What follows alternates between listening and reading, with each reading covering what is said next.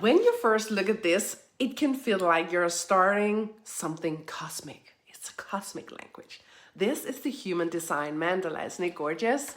And the reason it looks so complex is because it's not just one system, it's a synthesis map. So you're looking at the I Ching, and you'll see the astrology zodiac all the way around here.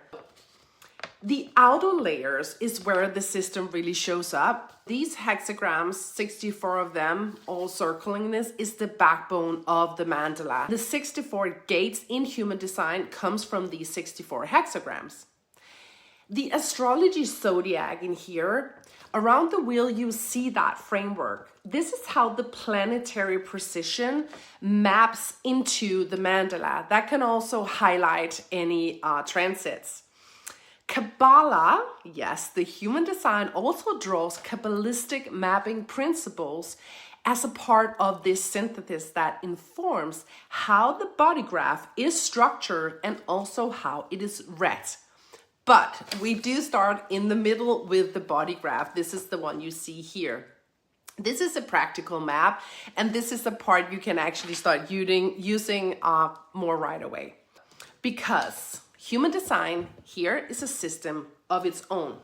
Here we have the body graph. You can't clearly compare it to astrology, and you can't reduce it into the I Ching, and you can't read it like a chakra system. Human design has its own mechanics and also its own language. A lot of people can perhaps try to say, okay, so this is like the chakra system, but it's not. The human design teaches a shift from the traditional 7-centered model to the 9-centered model, meaning that we are not working in the classic 7-chakra map. We are working with the human design 9-centered beings.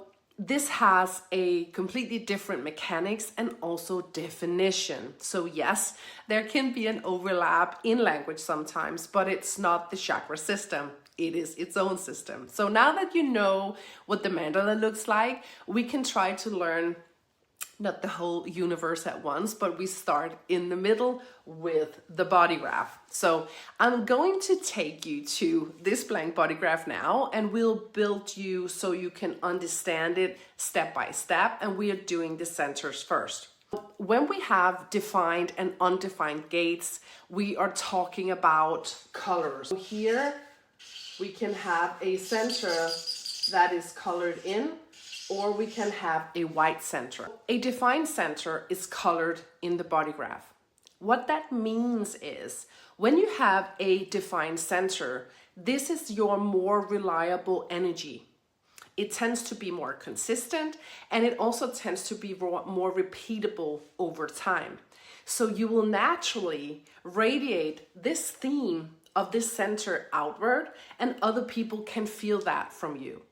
A simple way to say it is a defined center is where you build to be steady. This is a consistent kind of broadcast. An undefined center is a white center in the body graph. What that means is this is inconsistency. That will always be variable energy in you. You will take in and amplify energy from other people who have this center defined. It can feel more unstable because it changes depending on the environment you're in, the people you surround yourself with, but also the moments in your life. And the crucial reframe you have to know is a white center is never a lack. It's not missing, but it's a learning field.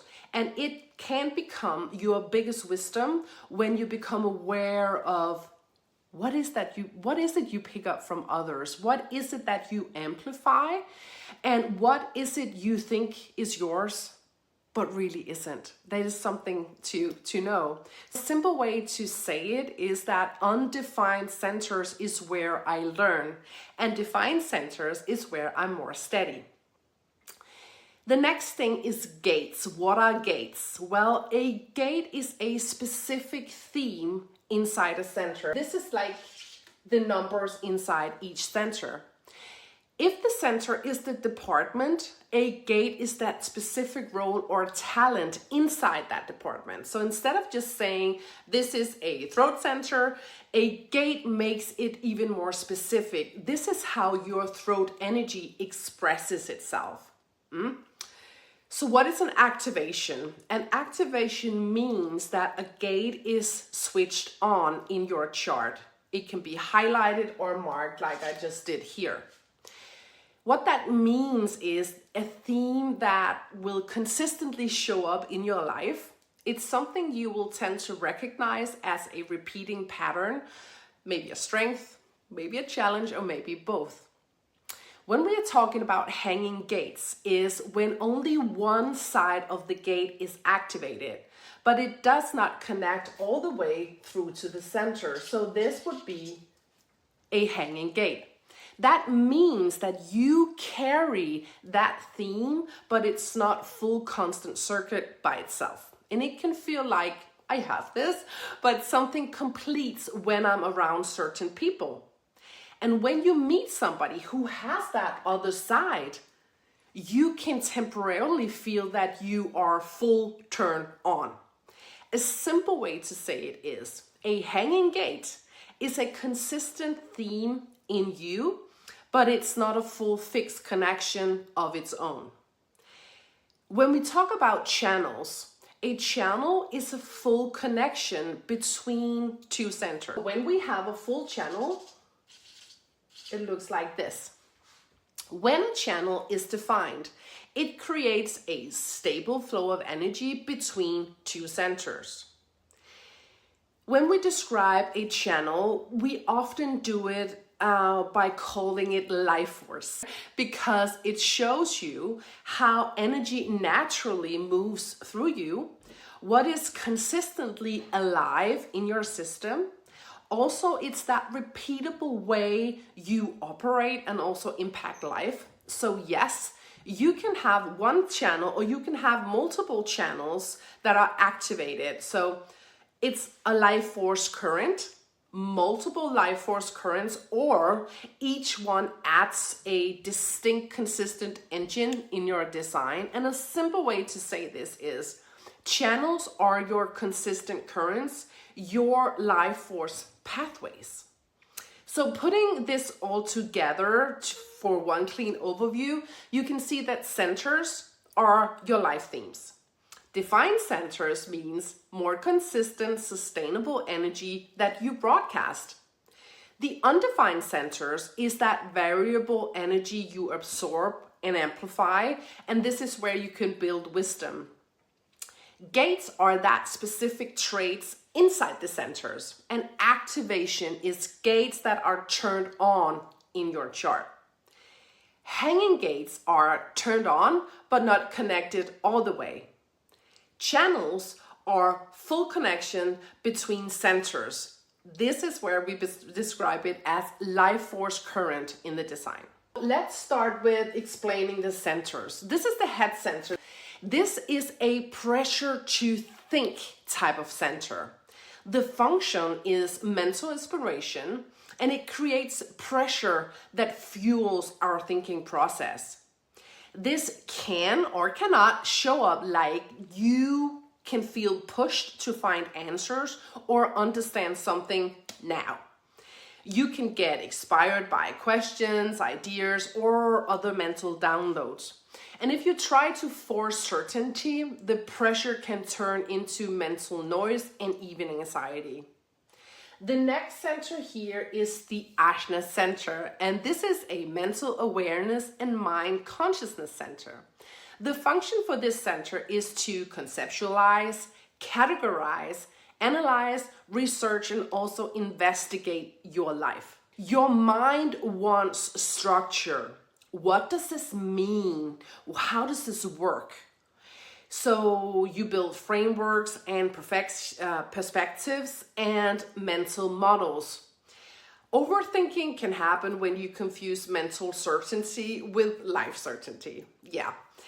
The next center we have here is the throat center. This is a type of center we call the gearbox. This is here manifestation and communication and action lives. The function is for manifestation and communication with words or action to create metamorphosis and change. This can or cannot show up like this. You're designed to bring something out. Speak it, do it, create movement. Through your voice and actions, you can shift energy in a room. When the center is blocked, it can feel like I can't get it out or nothing happens when I try this. The next center we have here, it's called the G center. This is the center that we call the compass. This is the seat of the driver, which we call the magnetic monopole. The function for this center is love, direction, and identity. This can show up or not, like your inner compass guides you where you are meant to go and where you're not meant to be around. It can also feel like when you're aligned, you feel this is me, this is my direction. And when you're misaligned, you can feel completely lost, always searching and looking for life purpose. And it often is about the environment and the people that you are around. The next center here, we call the heart center. The type of center this is, it's a motor. The function for this center is ego and willpower. So this is the material world, the self-esteem and the self-worth and the will to do something. And how this can show up or not can be that the drive to commit, to deliver and to create results. Can also be sensitivity around worth, self-worth, respect, value, promises, improving. Misuse will often look like over-promising to feel enough even when you're burned out. The next center here is the sacral center. So the type of this center is a motor. The function is vitality, sexuality, fertility, and persistence. And how this can show up or not is that it is sustainable life force energy when you're doing what is correct for you. So a strong yes or no response in the body and in the moment truth. When it's misaligned, frustration, stuckness, or pushing without real energy behind it. And mind you, only sacral beings have this center defined. So that is only the generators who have this center defined. The next center here is the spleen center. This is an awareness center. The function is body consciousness, intuition, instinct, taste, survival, and fears about survival that maintain health. How this can show up or not, quiet intuition hits in the now, like this is safe or this is not safe for me. It's a very strong sensitivity to what is healthy and what is off and what is aligned. The fear themes can show up as very protective signals when listened to their support your well-being. This is very important to be aware of. The center here, we have the solar plexus center. This is an awareness and a motor center. This is the center that will transform in 2027. The function here is to experience the full spectrum of emotions, moods, desires, sensitivity, seeing our fears through nervousness and how this can show up or not. Emotional waves can be like feeling movements, shifts, rise and fall. It can be desire and sensitivity that is a part of your navigation system. Nervousness can be a doorway to recognizing fear patterns and emotional truth over time. And the final center in the bottom is the root center, and this is a pressure center. The function here is pressure, it's drive, it's stress, and kundalini. And how this can show up or not? The engine that creates urgency and momentum. Healthy pressure that feels like, productive drive. Unhealthy pressure can feel like anxiety when you try to get rid of the pressure instead of using it wisely. If this is something, follow for more specific when I dive into this series of each center.